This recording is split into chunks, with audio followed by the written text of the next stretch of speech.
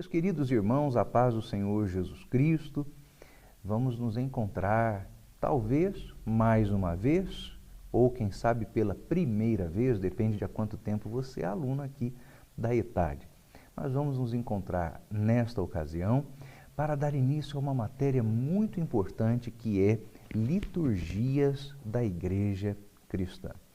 Antes de qualquer coisa, eu convido você a que junto comigo faça uma oração. Onde você estiver agora, feche os seus olhos e vamos falar com Deus. Senhor, nesta ocasião nós vamos dar início a mais uma matéria. E eu não sei onde os nossos alunos estão assistindo, onde é que eles se encontram, se em algum intervalo do trabalho, se no transporte de volta para casa, se em casa estudando, mas Tu sabes, ó Senhor. Sabes também em que momento essas aulas chegarão até eles, por isso também o Senhor tem o controle do impacto deste assunto nas vidas dos nossos alunos.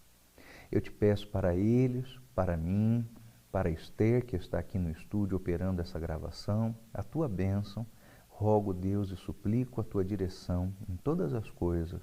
Amém. Como eu disse aos irmãos, nós vamos estudar a matéria Liturgias da Igreja Cristã. E esse é um manual pelo qual eu tenho bastante carinho, bastante apreço. Ele é um dos livros que nós escrevemos, que eu escrevi, pude ter, pela misericórdia de Deus, a honra de assinar como autor, para a nossa amada e querida ETAD. O material foi escrito no ano de 2010, foi publicado naquela época, e, graças a Deus, tem servido até então para a instrução dos nossos alunos. E nós vamos estudar nesse material. Se você é aluno do nosso curso, mas ministrado por Educação à Distância, e você pode fazer a aquisição desse material, se quiser, através do link que está disponível na sua área de estudo, que diz lá para você comprar o material físico. Se você não quiser, não há necessidade, porque todo esse material encontra-se disponível no PDF que está na sua plataforma de educação à distância. Se você é aluno de núcleo, então você já recebeu o seu exemplar físico desse material, desse manual que está pronto para você. Então, Liturgias da Igreja Cristã, essa matéria tão importante, e nós vamos então começar pela primeira lição. E temos muitas observações introdutórias a fazer. Eu quero começar chamando a sua atenção para aquilo que nós temos aqui na abertura do nosso livro, uma citação feita de um documento católico do Concílio Vaticano II, a Constituição Sacrosanctum Concilium. E esse documento que eu cito aqui, está aqui citado porque diz que todos os estudos feitos sobre liturgia devem ser feitos sob o aspecto teológico, histórico, espiritual, pastoral e jurídico. Mas antes de comentar esses aspectos, eu me sinto na obrigação de explicar o porquê de estarmos usando um documento católico aqui. Porque naturalmente alguém vai perguntar, mas tem cabimento uma coisa dessa? Que eu esteja fazendo um curso de teologia pentecostal e ao abrir um livro de estudos eu me depare com uma citação de um documento católico? Ora, vamos entender algumas coisas. Primeiro, não deu jeito, desculpa. Primeiro, ao citarmos este documento católico e mais um ou outro que aparecerão no transcorrer do estudo, nós não estamos fazendo nenhum tipo de confissão de fé pelo catolicismo. Isso não. Segunda coisa, conforme os irmãos vão ver ao longo desta mesma lição, nós, cristãos protestantes evangélicos, e aí vou acrescentar mais uma rubrica, pentecostais, não temos feito os estudos litúrgicos da maneira ideal. Nós resumimos os estudos litúrgicos meramente ao estudo da forma do culto. As razões teológicas, bíblicas, para que a forma seja a que é, são totalmente desprezadas por nós. Então, quando eu dei início às pesquisas para esse material, eu me deparei com aquilo que eu já desconfiava ser verdade, da total ausência de literatura profunda à altura dos estudos litúrgicos e da sua importância, dentro do contexto cristão, protestante, evangélico e pentecostal. No entanto, dentro do catolicismo, eu me deparei com uma situação inversa a esta, uma riqueza muito grande desses mesmos estudos, não apenas no que tange a sua forma, a sua fórmula, mas especialmente também no que se refere às suas justificativas históricas e teológicas. É claro que aquilo que os católicos dão por justificativa teológica de seus ritos não servem a nós. É claro que não. Entre mentes, há uma ou outra definição, uma ou outra acepção do termo liturgia que nos apontamentos católicos podem ser muito úteis a nós, para que lancem luzes sobre as necessidades de um estudo litúrgico completo.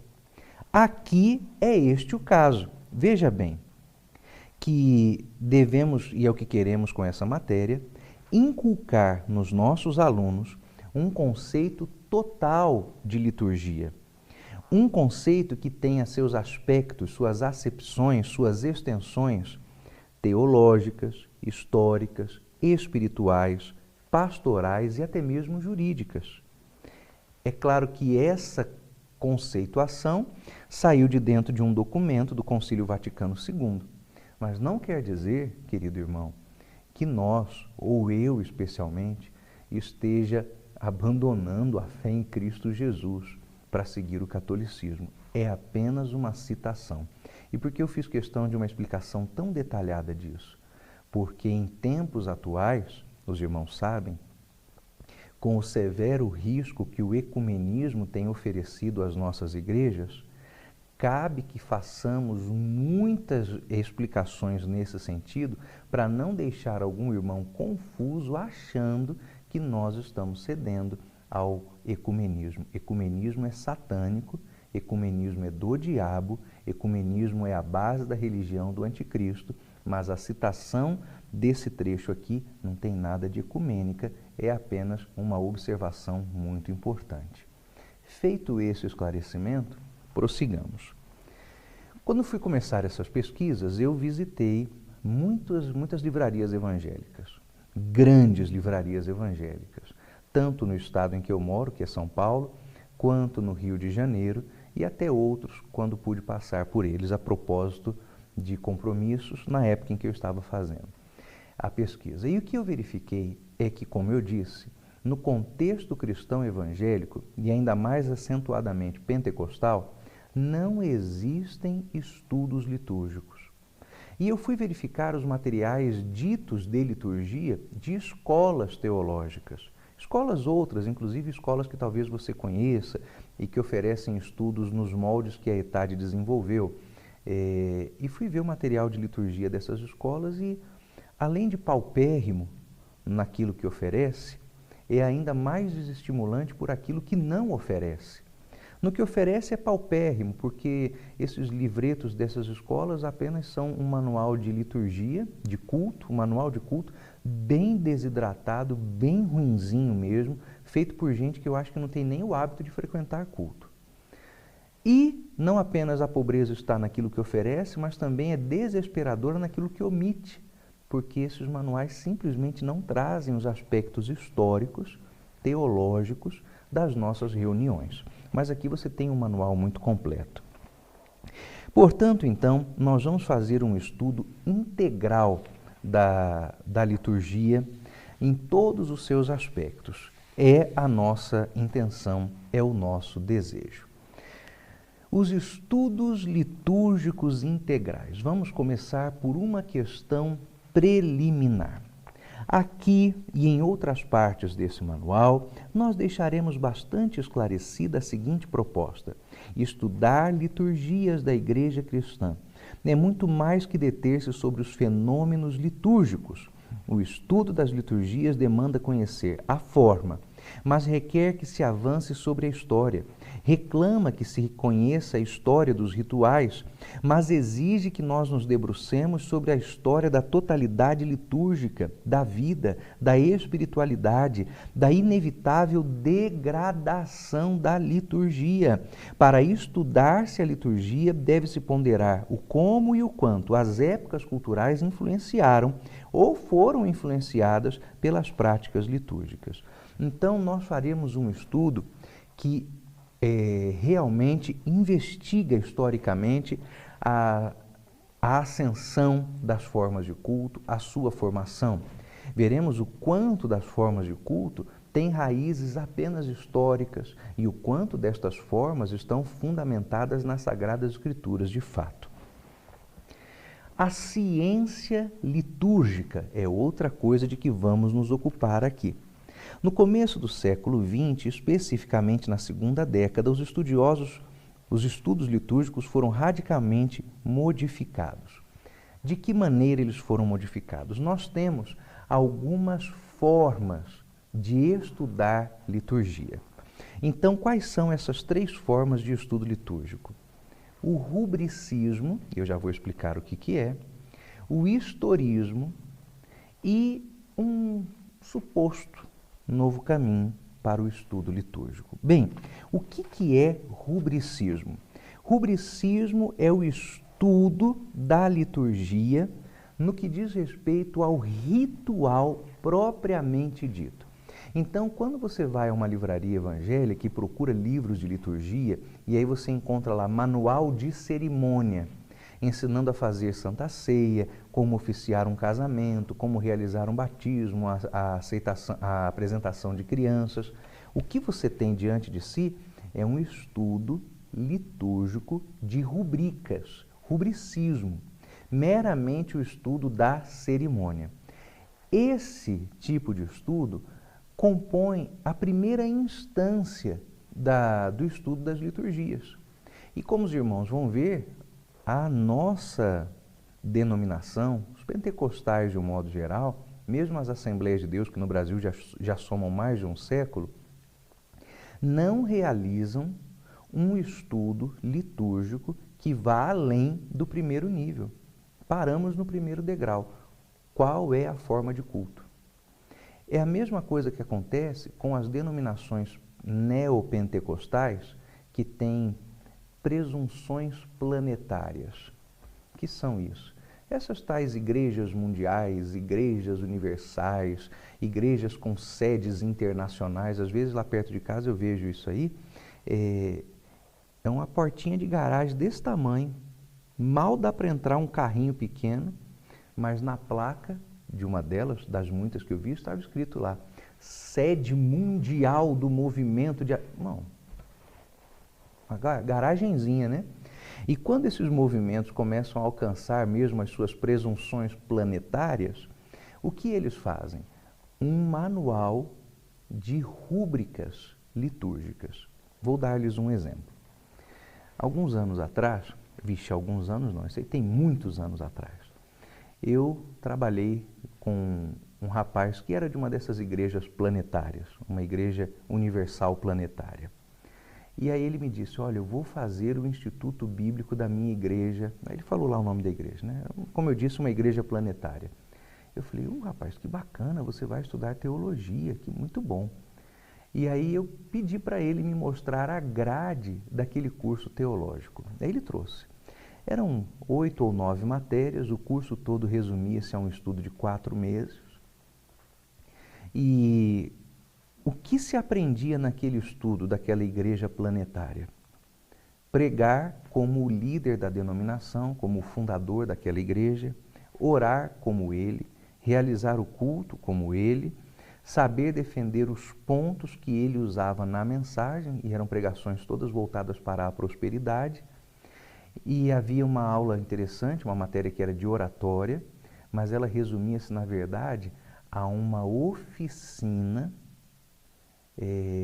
de fonema para que não apenas as pessoas usassem o mesmo vocabulário que o fundador daquela religião, daquela igreja, usa na televisão, mas que também eles pudessem realizar as suas pregações com o mesmo tom de voz e inflexão daquele fundador, para que alguém, ao ouvir um dos seus pastores auxiliares, possa reconhecer nos pastores auxiliares das várias catedrais da Igreja Planetária a voz de seu próprio líder, do fundador da religião.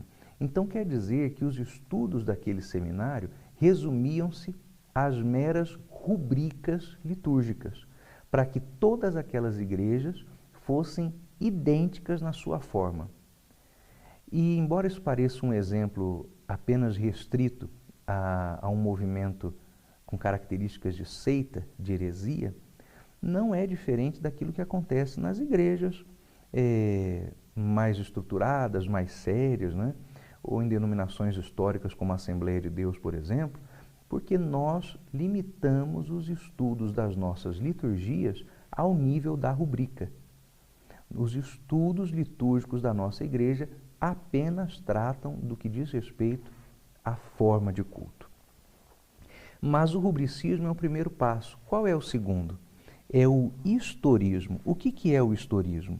O historismo é o estudo da liturgia a partir do seu desenvolvimento histórico. Porque os irmãos sabem que nossas igrejas são organismos vivos. E embora nós tenhamos uma fórmula geral de culto, vamos falar mais uma vez das Assembleias de Deus.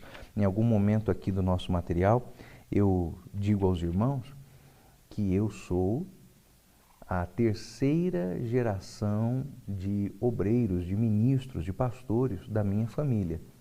Então, os meus avós materno e paterno eram pastores, o meu pai e o meu sogro são pastores, graças a Deus eu sou. Se Jesus fará do meu filho um pastor, Jesus é que sabe. Se ele o fizer, eu vou ficar muito feliz. Então, eu conheço as Assembleias de Deus muito bem, tão bem quanto você conhece também. E nós temos uma fórmula de culto que vem já de praticamente um século inteiro. Oração, hinos da harpa, leitura, a interação com a participação da igreja, pregação, apelo e fim. Mas essa fórmula, embora mantenha-se a mesma, vem sofrendo algumas alterações. Por exemplo, essa semana mesmo estávamos comentando em casa que os testemunhos parecem estar desaparecendo ou já desapareceram da imensa maioria das igrejas. É muito raro que alguém hoje, num culto de domingo ou em qualquer outro culto, conte testemunhos, o que é uma pena, porque quando escutamos testemunhos nós somos edificados. Nossa fórmula de culto, desde há muito tempo, começa com 3 hinos da harpa, leitura da Bíblia, oração. Aí vem os conjuntos, testemunhos, mas os testemunhos, como eu disse, já sumiram. Os conjuntos vão variando. Havia uma época em que nós tínhamos na igreja os corais, depois os círculos da oração. Aliás, primeiro o círculo da oração, depois os corais. Aí eu trabalho com os adolescentes, com os jovens, as crianças ganharam vez e voz, e é tão bom que isso aconteça mesmo. Aí, de repente, alguém achou que a gente precisava de um conjunto de dança na igreja. Aí introduziu um corpo de balé. Graças a Deus, na minha igreja não tem, mas tem igreja que tem. E a gente fica pensando, a igreja é viva, o organismo é vivo, então isso aí é sinal de mudança.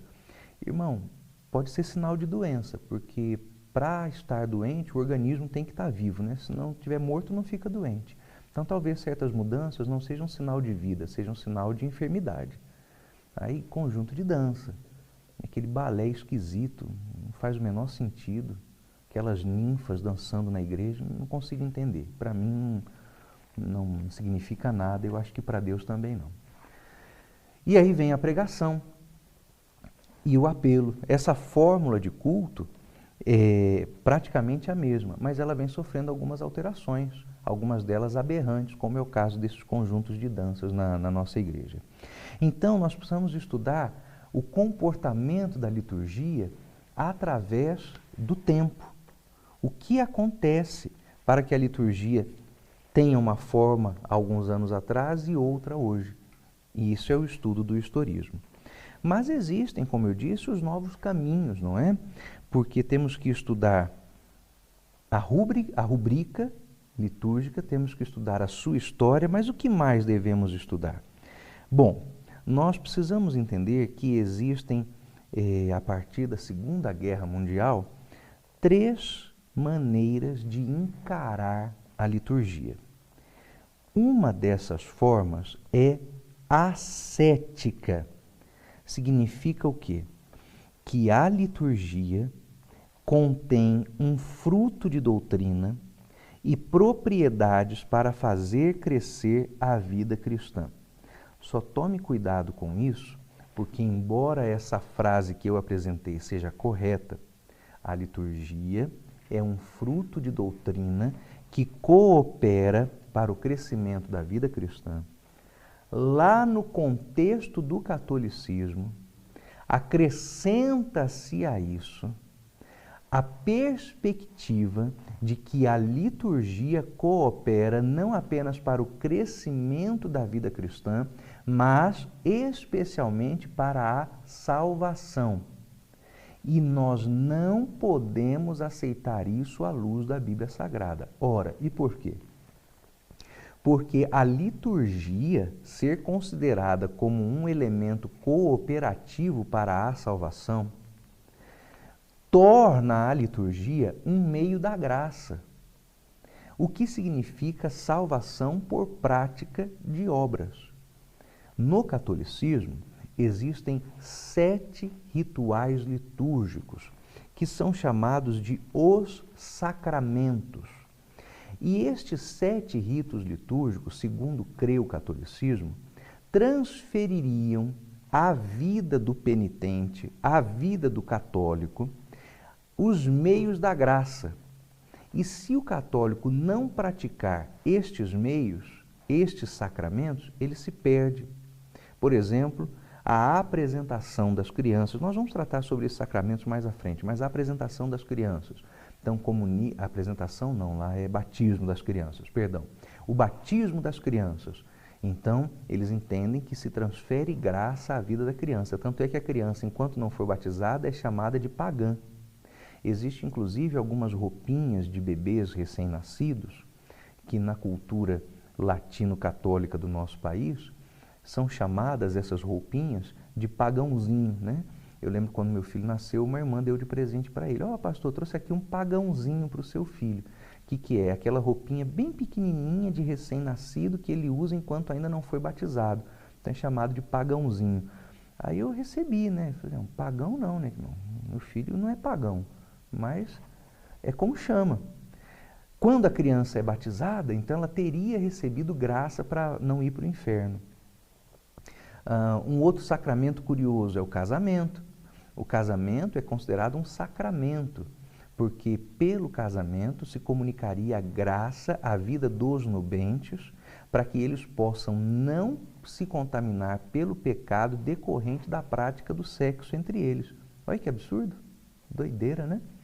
E o sacerdote, como não se casa, é submetido a um outro sacramento que para ele está em lugar do casamento, que é a ordenação ao ministério sacerdotal católico. Então, a Santa Ceia é um sacramento, a Eucaristia. Então, são 7 sacramentos para comunicar graça. Nós não cremos na liturgia nesta forma. Crer na liturgia como um recurso ascético é uma coisa. Significa que ela é fruto de doutrina que coopera para o amadurecimento espiritual. Tudo bem, não há problema. Crer nela como uma questão ascética que coopera para a salvação, como comunicação da graça, aí não, está errado. Outra forma pela qual a liturgia passou a ser estudada, especialmente a partir de depois da Segunda Guerra Mundial, é uma abordagem pastoral. E ela significa o quê? Apesar do nome, não se confunda, tá bom? Essa abordagem pastoral é uma tentativa de reconduzir a liturgia ao povo e o povo à liturgia por meio de adaptações. Não, nós não podemos ceder a isso. Então não é por aí que nós vamos abordar o estudo litúrgico, porque eu sou contra, eu sou radicalmente contra, totalmente contra essas adequações litúrgicas apenas com a intenção de atrair público. Nós já estamos passando por uma crise terrível no meio evangélico brasileiro, porque nós estamos vendo pipocarem pelo nosso país igrejas sem tradição, que estão cheias de gente sem tradição de igreja. Meus irmãos, há um comércio, existe um mercado de igrejas em nosso país. Eu vou contar 2 casos aos irmãos. Caso número 1. Aí, por favor, depois não fique mandando e-mails perguntando, pastor, que igreja era essa aí que o senhor estava falando, que eu não vou dizer qual é. Não adianta, irmão, não vamos fazer a fofoca por inteiro, vamos fazer só pela metade. Uma grande igreja aqui no estado de São Paulo foi vendida pelo seu pastor para um outro ministério. O pastor queria se jubilar, ele estava aí por volta de 60 e poucos anos, já estava se achando um pouco cansado, queria trocar de mulher também, né? Ver que a mulher dele era um modelo mais antigo, ele queria um modelo mais novo, né? Então ele procurou uma outra grande igreja e disse, vou vender minha igreja para vocês. Aí vocês me pagam uma quantia em dinheiro como entrada e me garantem uma jubilação até o final da minha vida. A gente deixa tudo isso em contrato. Aí como ele não vai ser mais, como eu não vou ser mais pastor, ele disse, né? Aí eu posso trocar de mulher, ninguém tem nada a ver com isso. E assim foi. Uma igreja comprou das mãos de um pastor uma outra igreja e deu para ele um dinheiro e prestações vitalícias até que ele morra, né? E eu acho que eu sei o que vai acontecer quando ele morrer. Você pensa aí, depois você conclui também. Um outro caso de mercado de igreja é de gente que, irmão, está assim disso. A cidade do Rio de Janeiro e a cidade de São Paulo especialmente está assim disso. Gente que vai, escolhe um ponto estratégico, abre uma igrejinha, coloca lá um nome qualquer, igreja, manancial, não sei das quantas. Para inventar nome de igreja é fácil, o povo é criativo. Aí coloca lá, igreja do Poço de Jacó. Abre a igreja, faz alguns cultos durante alguns meses, consolida o ponto, aí procura uma outra igreja e vende o ponto para outra igreja. Cansei de ver acontecer. Aqui em São Paulo, onde eu moro, e no Rio de Janeiro, onde eu já morei. Cansei de ver acontecer. E essa abordagem é pastoral. Apesar do nome, né? Puxa, como pode chamar um troço desse de abordagem pastoral? Mas no contexto do estudo litúrgico é o que chama. É uma tentativa de usar a liturgia para atrair o povo. E nós estamos passando por esse tipo de crise no Evangelho. Aí alguém vai, pega uma igreja dessa que foi vendida e precisa manter o negócio, né? Como diz um certo ditado que já está se cristalizando em nosso meio, pequenas igrejas, grandes negócios. Então precisa manter o negócio. Aí o que faz? Puxa, a igreja não está enchendo. Aí alguém diz, pastor, eu tenho uma ideia. Pois não, meu irmão, pode falar. Tira o púlpito, coloca um latão de óleo aí. Aí o pastor, puxa, por que eu não pensei nisso antes? Tira aquele púlpito de madeira ou de acrílico bonito, né? Aí coloca um latão de óleo. Meu irmão, não entendo um troço desse. Aí, em vez de púlpito, tem um latão, para a pessoa pôr a Bíblia em cima do latão. Se alguém souber, explica para mim. Para isso, você me manda um e-mail. Pastor, descobri a justificativa teológica para tirar o púlpito e pôr um latão. Porque essa resposta eu não tenho. Aí o latão não funciona. Aí alguém diz, pastor, vamos pintar a igreja de preto. Porque tem uma outra igreja aí que pintou de preto e está funcionando, está cheia de gente. Aí o pastor diz o quê? Vamos pintar então, Aí pinta a igreja de preto.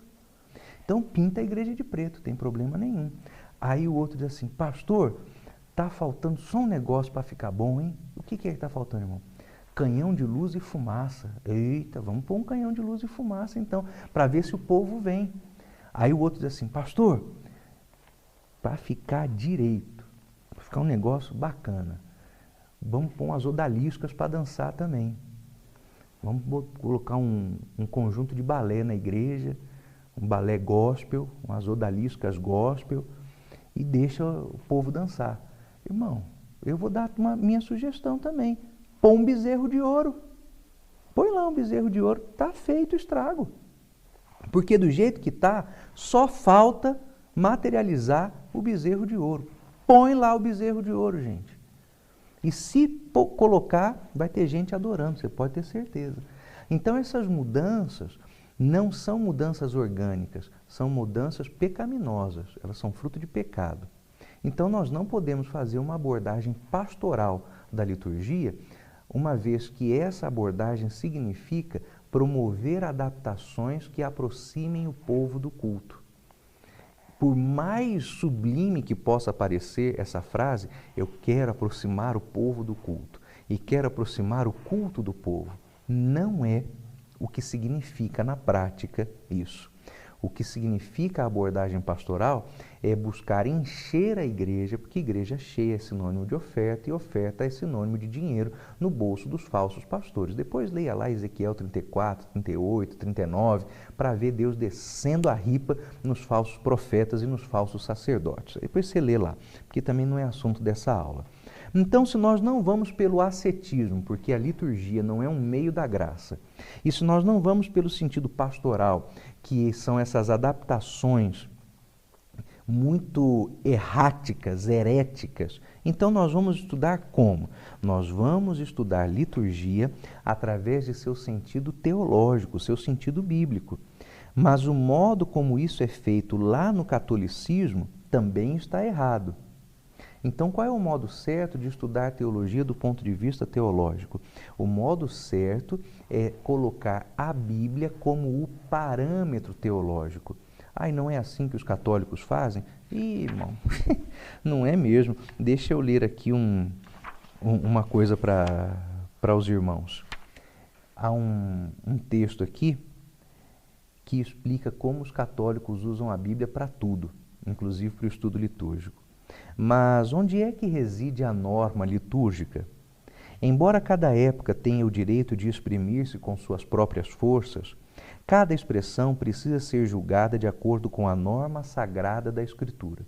Até aí, tudo bem, concordo plenamente. Especialmente o Novo Testamento. Aí já não entendo, porque não existe parte da Bíblia que seja mais inspirada que outra.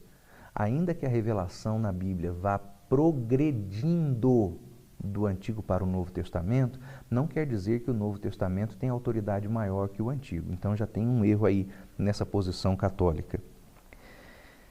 E também a partir da interpretação que da Bíblia tenham dado tanto os santos padres, que são os papas, como os sacerdotes, para as concretizações da liturgia. E se houver discordância entre a Bíblia e o sacerdote, prevalece a palavra do sacerdote. Então não é assim que se estuda a liturgia. E mais nada a partir das Escrituras. A Bíblia tem a palavra terminante e final. Então, quando formos estudar a liturgia nessa matéria, nós vamos estudá-la através do rubricismo, sim, que é o estudo da forma. Consideraremos o historismo, sim, que é como a forma se desenvolveu. Mas colocaremos como premissa maior os aspectos bíblicos. E aí nós vamos descobrir pela Bíblia que talvez, mesmo dentro de nossas igrejas, nós estejamos praticando alguma coisa que não é tão importante, útil e santa quanto nós imaginamos ser. Prosseguindo, vamos à definição de liturgia. Definir alguma coisa é muito importante, meus queridos irmãos. Então, uma conceituação geral de liturgia. Liturgia é o conjunto das ações, dos objetos, que de forma instintiva nós identificamos como culto. E dentro da Bíblia nós temos diversos versículos que nos ajudam a entender o que é liturgia. Por exemplo, Êxodo 28, 35. E estará sobre Arão quando este ministrar. Ministrar aqui é sinônimo de liturgia. Para que se ouça o seu sonido quando entrar no santuário diante do Senhor e quando sair, para que não morra. Então aqui nós temos uma questão importante. Quando o sacerdote ministrava, ele podia morrer. E se ele morresse é porque ele tinha ferido a santidade de Deus. Então, uma conceituação geral de liturgia evoca a santidade. Este é o ministério, serviço. Das gerações dos filhos de Merari, segundo o seu ministério, seu serviço, na tenda da congregação, sob a mão de Itamar, filho de Arão, o sacerdote. Então, outro conceito importante em liturgia, além de santidade, é que liturgia é serviço. Porque o seu cargo era o de estar a mandado dos filhos de Arão no ministério, serviço, da casa do Senhor, nos átrios, nas câmaras, na purificação das coisas sagradas e na obra do ministério da casa de Deus. Primeiro livro das Crônicas 23, 28. No Novo Testamento temos: e sucedeu que, terminados os dias de seu ministério, voltou ele para a sua casa.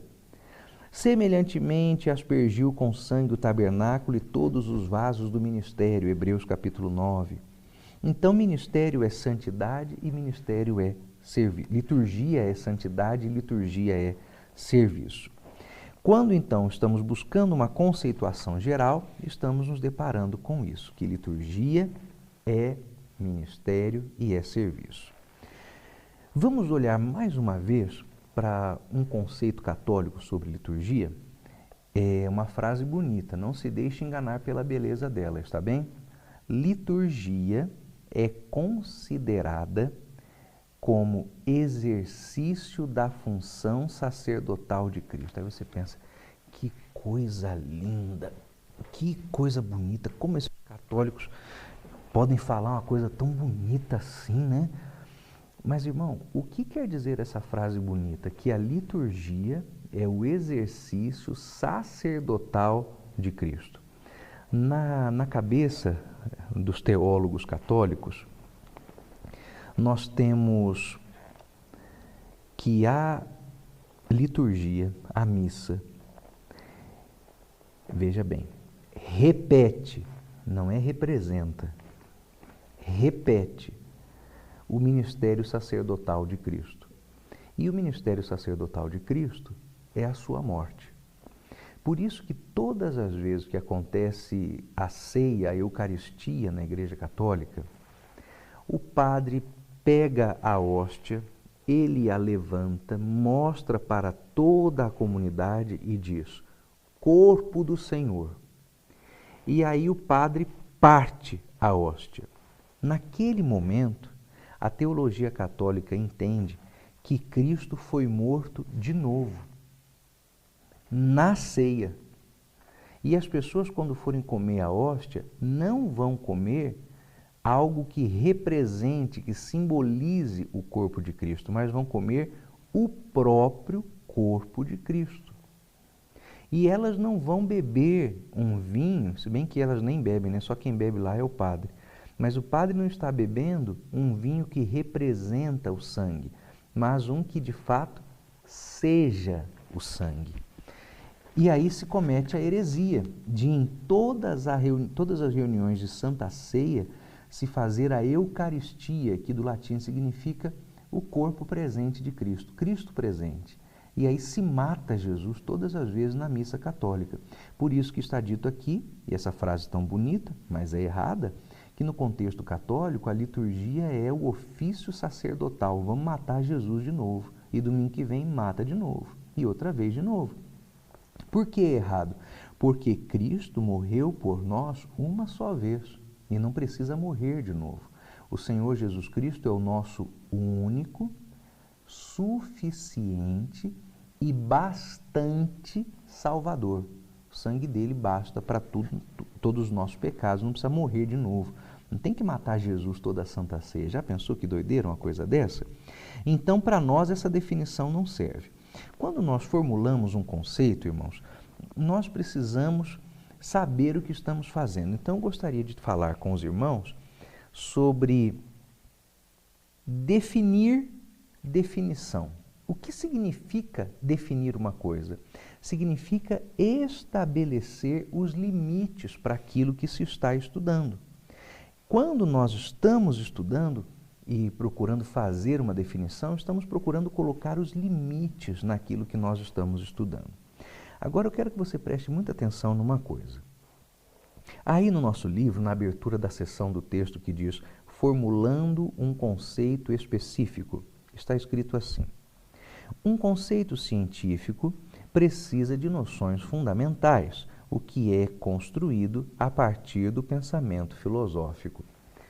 Querido irmão, abençoada serva do Senhor Jesus, meu prezado aluno, eu não estou dizendo que a teologia dependa, careça da filosofia. Porque eu não disse aqui que o conceito que vamos fazer de liturgia depende de filosofia, mas sim que ele depende de pensamento filosófico. E o que é pensamento filosófico?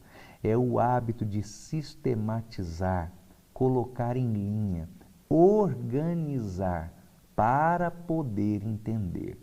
Então, se vamos definir, vamos fazer isso de forma ordenada. É isso que está dizendo. Nada de sair por aí dizendo, o professor, o pastor Guna falou que a Bíblia depende da teologia para ser entendida, porque aí eu vou pedir para o seu pastor te dar um gancho de 90 dias, hein? Eu estou dizendo que nós vamos pensar e sistematizar. Bem, uma boa definição, portanto, é ponderar sobre a integralidade do que está sendo estudado, buscar as características do que está sendo estudado e procurar a raiz última de tudo aquilo que se relaciona com o que está sendo estudado. Então, vamos construir uma definição, começando pela integralidade da liturgia. E nós vamos considerar a liturgia de maneira íntegra. Significa o quê?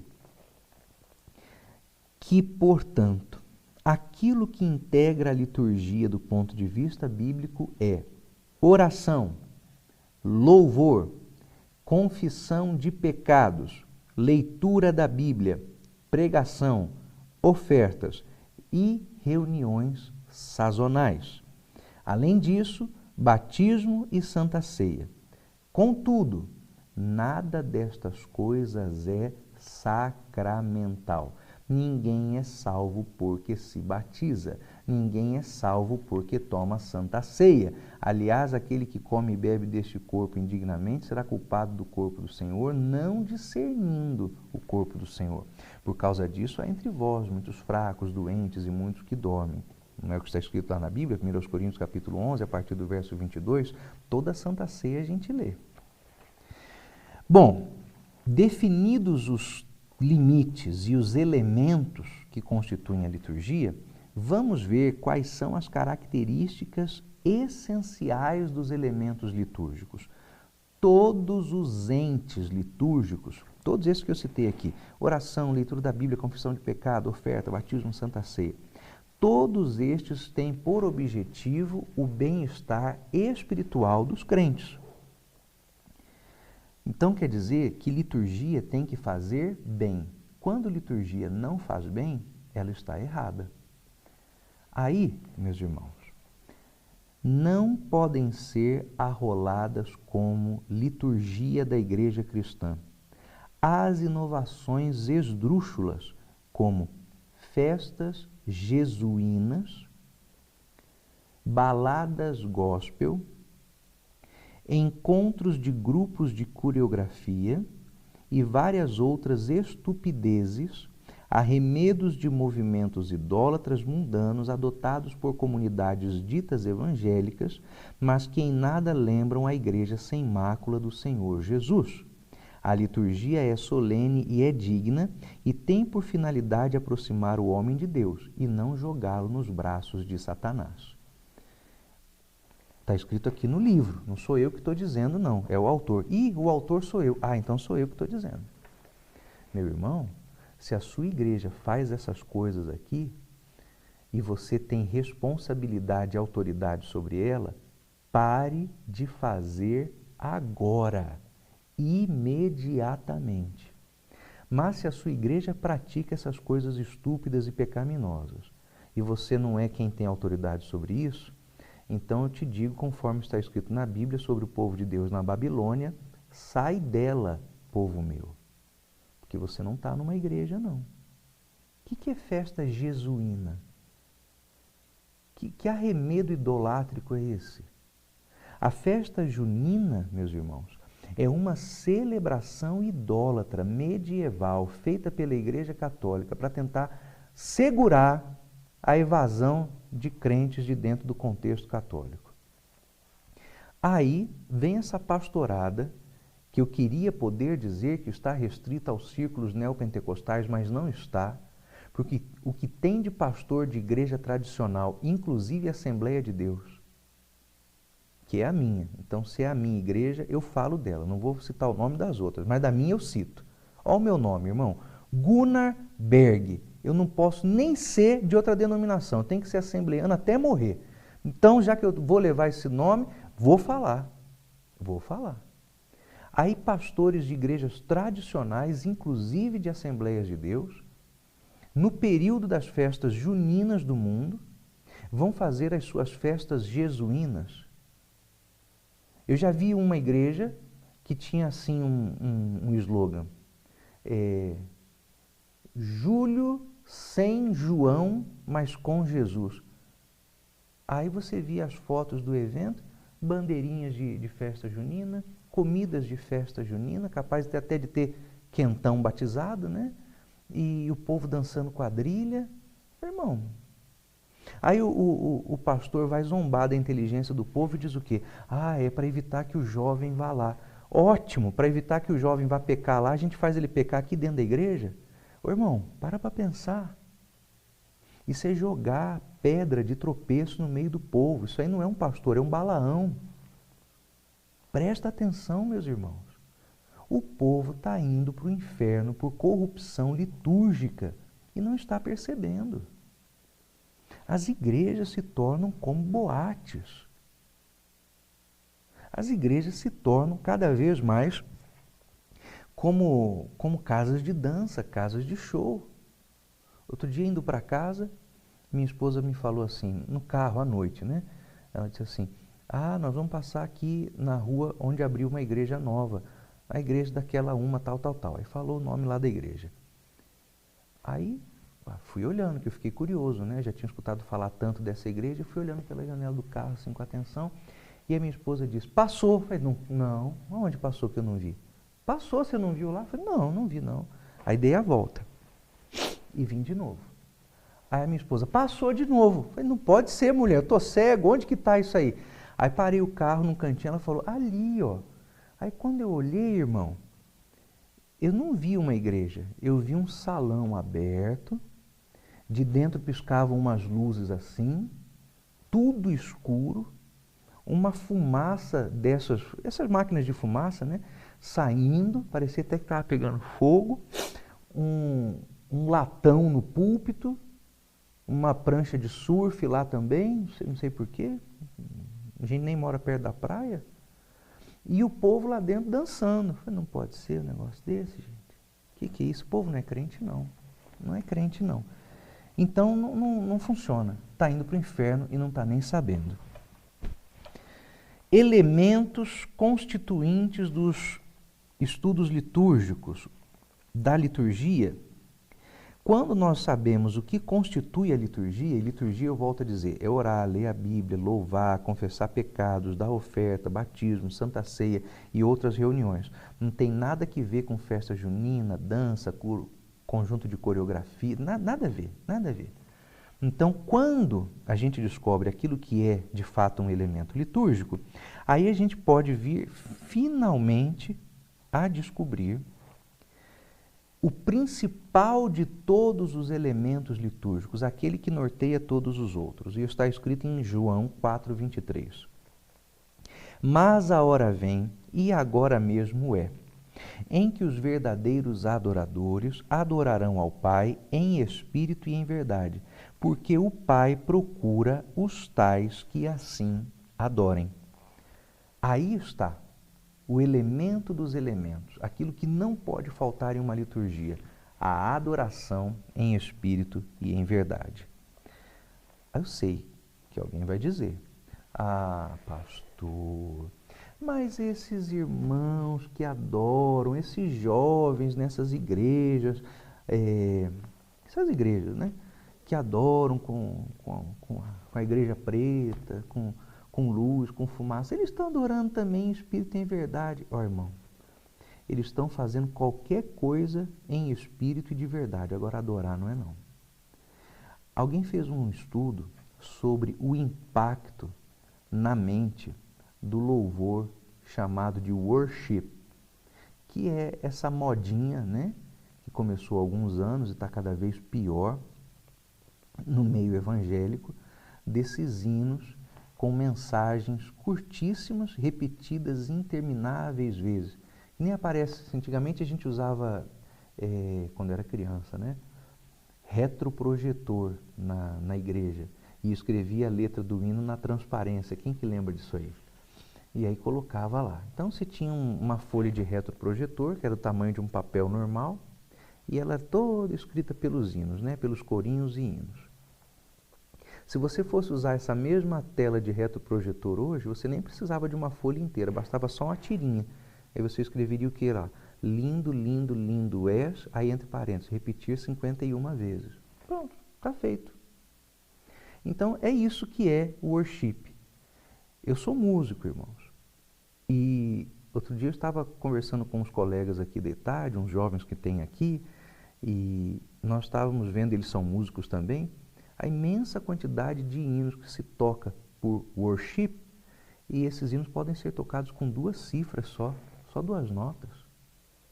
Existe um recurso chamado pad, que você faz o hino todo, do começo ao fim, e deixa uma nota, não é um acorde não, uma nota,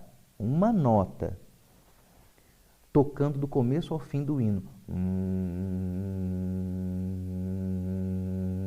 Alguém fez um estudo a respeito do impacto do worship na cabeça de quem está cantando o worship. A pessoa simplesmente para de raciocinar. Ela entra em transe, ela entra em nirvana. Esse povo perde a conexão com os sentidos, ainda tem coragem de chamar isso de culto racional. Não, nem é culto e nem é racional. É uma abominação que se manifesta no subconsciente. E essas pessoas entram em transe nessas igrejas. Então não tem adoração lá não. Não venha dizer que tem, porque não tem.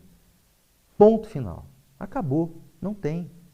É uma desvirtuação, é uma corrupção, é uma bagunça, é uma balbúrdia, é uma baderna. Não é uma igreja. Não, senhores, não, senhores. Aquilo não faz parte de ser igreja e adorar em espírito e em verdade. E se colocar na minha prova que faz parte, vai tomar 0. Próximo ponto. Finalmente, então, o que é liturgia cristã? Em linguagem técnica, liturgia é o elemento de tudo o que ocorre para a boa condução de uma reunião religiosa. Teologicamente, é uma definição simples. Liturgia é aquilo que diante de Deus exprime a devoção da fé segundo a palavra da verdade. Irmãos, pega a Bíblia. Leia um salmo. Ontem eu estava preparando um material de estudo para os nossos alunos e quando chegou no final do material pensei, eu não vou escrever palavra minha aqui não. Eu vou reproduzir aqui o Salmo 139. Que ele vai dar muito mais sentido ao que está sendo dito do que as minhas próprias palavras. Aí você pega o Salmo 139, deixa eu abrir aqui para os irmãos, veja que linguagem maravilhosa a do Salmo 139. Senhor, Tu me sondastes e me conheces, Tu sabes o meu assentar e o meu levantar, de longe entendes o meu pensamento, cercas o meu andar e o meu deitar, conheces todos os meus caminhos. Não havendo ainda palavra alguma na minha língua, eis que logo ao Senhor tudo conheces. Tu me cercas por detrás e por diante, e puseste sobre mim a tua mão. Irmãos, veja que linguagem altiva, que linguagem linda, que linguagem maravilhosa, a reverência com que esse salmo fala com o Senhor Jesus Cristo. Aí me aparece um sujeito, está lá no YouTube, com uma fita amarrada na cabeça, uma garota esquisita com um chapéu do Zorro, cantando: essa casa é sua casa, nós deixamos ela para você. Jesus, irmão, para com isso. E o hino é só isso.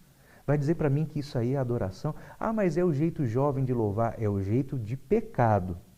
É o jeito de jovem que não foi salvo. E é o jeito de jovem burro louvar, porque não tem condição de compor mais do que uma frase de hino. Por favor. Liturgia e revelação bíblica. Quando nós consideramos a Bíblia como a norma acima de todas as outras, porque é o que a Bíblia é, então nós vamos ter que entender, assumir, confessar a degeneração da liturgia. Meus irmãos, nós estamos vivendo um estado degenerativo na forma como adoramos a Deus. Degeneração na liturgia. O desenvolvimento das liturgias da Igreja cristã foi dado como herança literária e de costume, isto é, de prática, no Novo Testamento. Mas não quer dizer que nós estejamos livres da deterioração. Então, aquilo que nós herdamos pelas Escrituras, das práticas da igreja primitiva, dos santos apóstolos de nosso Senhor, tem sido corrompido ao longo dos últimos 2000 anos. Chegamos a um momento em que precisamos perguntar: as propostas de modificação litúrgicas precisam ser questionadas. De fato, elas são obras do Espírito Santo? Formam-se elas casualmente? São elas resultado de maturação da igreja? É verdade que a cada época as expressões de culto realmente precisam se alterar ou são alteradas por várias razões. Porém, é a Bíblia que permanece sendo o livro dos livros litúrgicos. Pela Bíblia e através da Bíblia, nós vamos ver que as coisas que andamos praticando em nome de culto são abominações diante do Senhor. É fogo estranho no altar. A liturgia cristã corrompeu-se pela época cultural posterior ao Novo Testamento. Nós agora vamos ver um pouquinho de história nessa primeira lição e vamos verificar como é que ao longo do tempo as liturgias corromperam-se bastante. No período neotestamentário, logo que saímos do período do Novo Testamento, nós temos algumas coisas a ponderar. Alguns liturgistas afirmam que o ministério terreno do Senhor Jesus gradualmente foi se distanciando do judaísmo até que houve uma ruptura, e essa ruptura levou o Senhor Jesus e os seus discípulos a se afastarem do judaísmo e aí virem a agir como cristãos. Essa é uma abordagem bem típica das chamadas ciências da religião. O que são as ciências da religião ou os estudos de religiões comparadas? É quando trata-se de estudar a religião, seja ela qual for, como um fenômeno. E essa abordagem fenomenológica é posta no lugar da abordagem apologética. Estudar as religiões através de uma abordagem apologética significa reconhecer que só aquele caminho que é Cristo é que é correto. E que todos os outros caminhos, o catolicismo, que deveria chamar-se de mariísmo, né? Porque adora a Maria, não é a Cristo, não. O islamismo, o budismo, quaisquer religiões orientais, o candomblé, o espiritismo, a macumba, enfim, qualquer religião que não seja em Cristo, por Cristo, como o único caminho, verdade e vida, é errado. O estudo apologético é corajoso. É para crentes cheios do Espírito Santo, que não sentem medinho dos politicamente incorretos em afirmar que, quando servem a Cristo, não estão seguindo uma tradição religiosa, estão seguindo a palavra de Deus e a revelação. Mas como hoje está nos faltando crentes cheios do Espírito Santo, porque parece que os crentes nem crentes são mais, então, seminários, diretores de seminários, alunos de seminários, autores de seminários, pastores de igreja, querem ficar bem com a comunidade. Então, eles já não fazem mais a abordagem das religiões por ordem apologética. Eles a fazem através de estudo fenomenológico. E quando se estuda a religião como um fenômeno, irmão, tudo é a mesma coisa. Aí tem que colocar em pé de igualdade todas as religiões, inclusive a fé autêntica e salvadora em Cristo Jesus. Pronto, está feito o estrago. Então, nós precisamos estudar as liturgias não através de uma abordagem meramente comparativa, mas uma abordagem apologética. E essa abordagem apologética e histórica é que nos faz ter coragem de entender e de dizer que Jesus não se distanciou gradualmente do judaísmo, não. Cristo negou a prática religiosa dos judeus contemporâneos seus, porque aquilo que aqueles judeus estavam praticando, que era uma religião nascida no pós-exílio, durante o período interbíblico, tinha nada a ver com aquilo que era praticado lá atrás, observando-se a lei de Moisés. Porque se houvesse sido a prática dos contemporâneos de Cristo, igual à prática dos tempos de Moisés, eles teriam reconhecido Jesus Cristo como o Messias ungido e enviado pelo Senhor. Por que eles não reconheceram? Porque eles não estavam praticando o culto da lei de Moisés, embora evocassem Moisés a todo tempo. Eles não estavam praticando a adoração como fez o rei Davi. Não, eles estavam praticando uma religião do pós-exílio, chamada de judaísmo, que não tem nada a ver com a fé ensinada por Moisés e pelos profetas. E o pior é que o efeito colateral disso em muitos crentes, hoje, é que, uma vez que os fariseus, os saduceus, os escribas estavam sempre a citar Moisés e os profetas, e eles pecavam pela sua grande hipocrisia, um monte de crente maluco hoje mete na cabeça que Moisés e os profetas foram superados pela revelação do Novo Testamento. É que nem eu vi uma vez, no adesivo de um crente rebelado, não sou mais da Assembleia de Deus, não, agora eu vou para outra igreja, a igreja da visão, a igreja da graça. Aí ele escreveu no vidro do carro dele assim, fora da lei, dentro da graça. Achou-se o máximo, né, com esse trocadilho herético.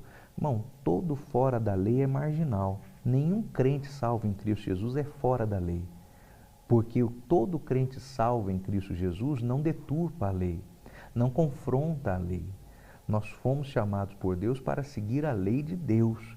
Não fique você pensando que a lei dada pelo Senhor era errada, a lei outorgada por Moisés era uma lei viciada, porque era dada por Deus. Abra lá e leia Êxodo, Levítico, Número e Deuteronômio. Nada do que Moisés mandou saiu da cabeça dele, não. Agora, é fato que Cristo cumpriu as exigências da lei, mas isso não significa que nós estejamos liberados destas mesmas exigências. Cristo cumpriu a exigência, então eu posso adulterar, porque Cristo já cumpriu essa exigência quando não adulterou. Vai, besta! Faz isso então. Presta atenção nas burradas que estão sendo faladas em nome do Evangelho, gente. O que nós estamos vendo e entendendo é que as exigências da lei que Cristo cumpriu, Ele as cumpriu para que nós entendêssemos que Ele, verdadeiro homem, ao fazê-lo, concedeu a nós também condições de o fazer. Nós temos vitória na vitória de Cristo. Nós somos libertados pelo sacrifício de Cristo. Uma vez libertados do pecado, nós temos condições de honrar a Deus, inclusive honrando a lei de Deus. Ou será que o Salmo 119, que diz: ó, quão perfeita é a tua lei, eu medito na tua lei, a tua lei está diante de mim o tempo todo, deixou de ser palavra de Deus quando Cristo morreu na cruz? O ingresso do cristianismo na cultura greco-romana. Quando o Evangelho extrapolou os limites do povo judeu, agora preste atenção que eu não disse os limites do judaísmo, hein? Os limites do povo judeu, porque os primeiros cristãos eram judeus. Então o Evangelho começou a ter contato com a cultura greco-romana ou a cultura greco-latina. E isso foi um desafio, porque todas as vezes que o Evangelho é introduzido em um novo ambiente cultural, perguntas diferentes são feitas. E os romanos, os gregos, fizeram ao Evangelho de Nosso Senhor perguntas distintas daquelas feitas pelos judeus. Mas é natural. E se o Evangelho é considerado de maneira integral, as respostas são corretas e libertadoras. Mas nem sempre foi assim. E algumas respostas, ao invés de serem dadas à luz da Bíblia, foram dadas à luz da cultura, à luz da filosofia. E justamente nessa relação promíscua que se formou de dependência entre a fé em Cristo e a filosofia, a corrupção se instalou no meio da pregação do Evangelho. Até hoje, tem muita gente que pensa que é necessário ter filosofia para entender a Bíblia. Nunca foi, irmãos. Jamais foi. O Senhor Jesus não nos daria a sua revelação escrita, que é as Sagradas Escrituras, para que dependêssemos de pensamento humano para entendê-la. Fosse assim, então a revelação nem seria a Bíblia, seriam os escritos de Aristóteles, de Platão e as coisas ditas por Sócrates e registradas pelos seus discípulos. Então não, a Bíblia não depende de filosofia para ser entendida. Mas quando alguém entendeu assim, começou a deturpar o ensino e a pregação do Evangelho. Uma questão muito importante, já desse primeiro século, é a sinaxe dominical. O que é sinaxe dominical? De repente, sinaxe é uma palavra que você não conhece, a gente não usa muito. Sinaxe nada mais é que reunião. Então, vamos falar sobre a questão da reunião dominical. A sinaxe dominical foi a prática de fazer a principal reunião dos cristãos ao domingo. E os sabatistas, os adventistas do sétimo dia, têm aí um ponto de honra, né? Não, é o sábado, é o sábado, é o sábado. E eles, inclusive, dizem que os cristãos reuniam-se aos sábados até o ano 364, quando houve o concílio de Laodiceia. Mas é errado isso. Historicamente é uma mentira. Vamos ler, por exemplo, Atos capítulo 20, verso 7, que diz: no primeiro dia da semana, ajuntando-se os discípulos para o partir do pão, Paulo, que havia de ir embora no dia seguinte, falava com eles. Quando era essa reunião? No primeiro dia da semana. Qual é o primeiro dia da semana? Pronto. Já está lá, livro dos Atos. Quer mais? 1 Coríntios 16 e 2. No primeiro dia da semana, cada um de vós ponha de parte o que puder ajuntar, conforme a sua prosperidade, para que se não façam coletas quando eu chegar. O apóstolo Paulo estava organizando: a hora que vocês se reunirem no domingo para o culto, então já deixa prontas as ofertas. Então, o dia do Senhor, que é o domingo, o dia da ressurreição do Senhor Jesus, que foi no domingo, tornou o domingo o dia de principal reunião dos cristãos. E isso não é apenas uma questão litúrgica, mudou do sábado para o domingo, para se distar, para se diferenciar dos judeus. Não, mudou porque tinha que mudar mesmo, porque assim é que era, e pronto.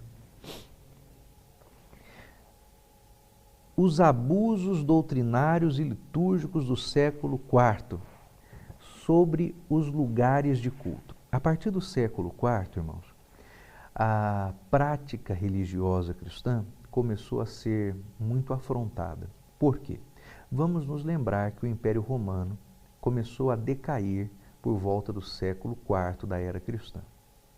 No ano 325, acontece um evento que alguns historiadores ainda insistem em chamar de a conversão de Constantino. Constantino nunca converteu-se, mas Constantino, em algum momento, no ano 325, entendeu que já não era mais a hora de perseguir os cristãos, porque eles estavam tão espalhados e pulverizados no tecido do Império Romano que persegui-los significaria perseguir o próprio Império. O resto é história. O cristianismo tornou-se religião oficial em Roma em algum momento.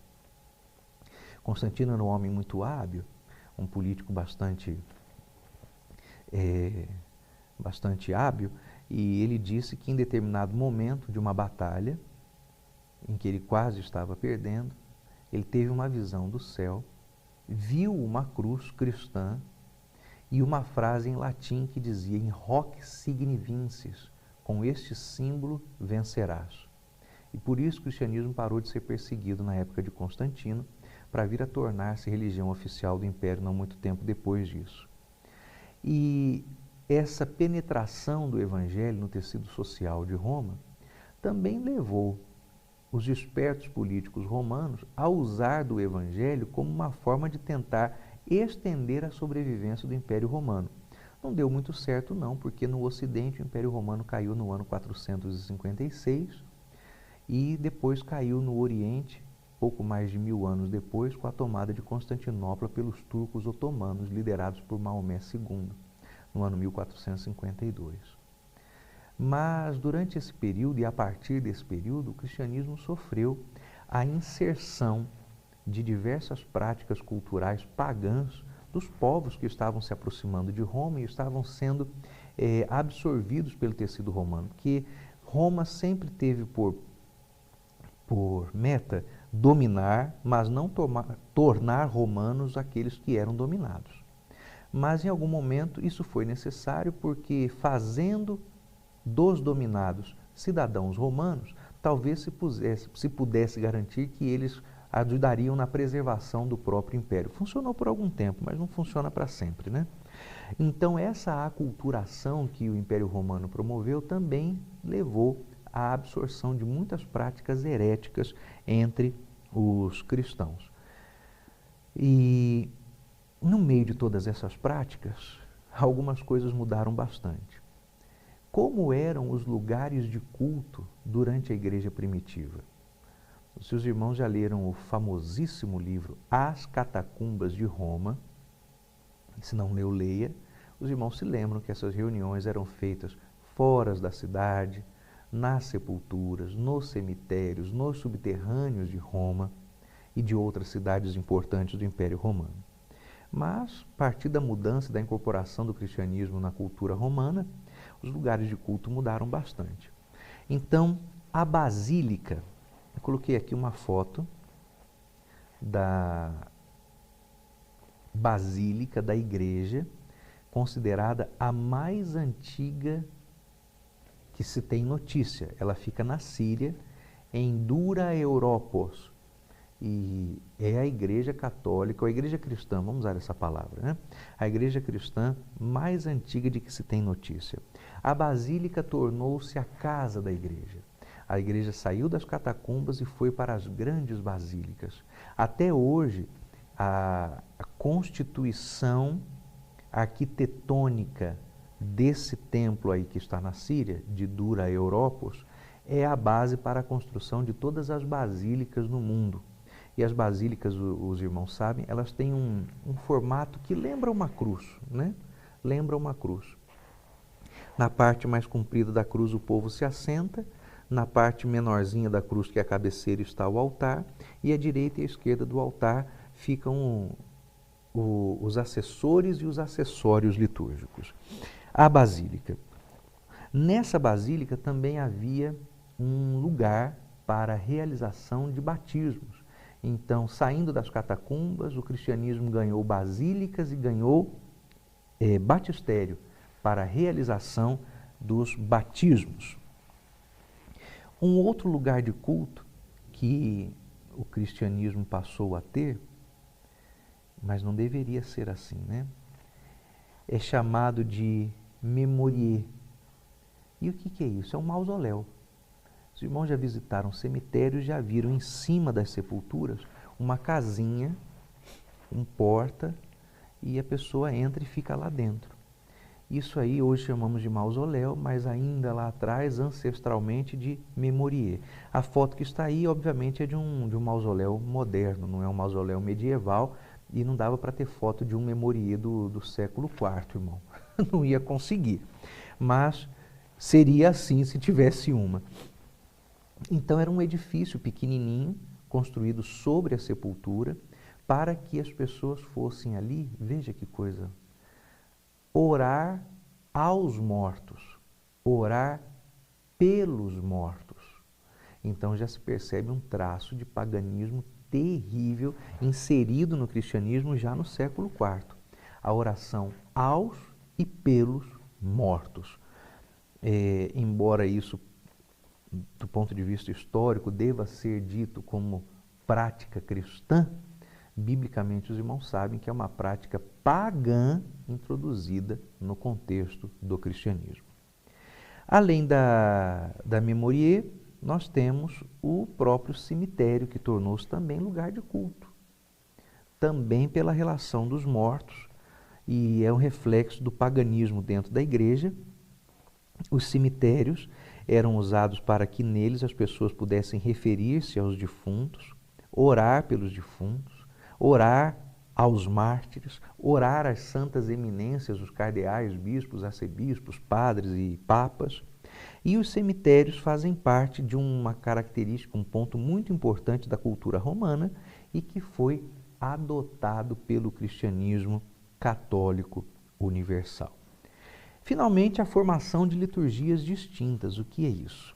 De fato, o período que consideramos até aqui, nesse momento da nossa aula, foi de grande liberdade para o desenvolvimento da teologia, da liturgia chamada cristã, a tal ponto que aquilo que era a prática litúrgica dos crentes em Atos dos Apóstolos, menos de 300 anos depois, já era totalmente irreconhecível se comparado ao que faziam os apóstolos de nosso Senhor Jesus Cristo nos momentos em que eram perseguidos.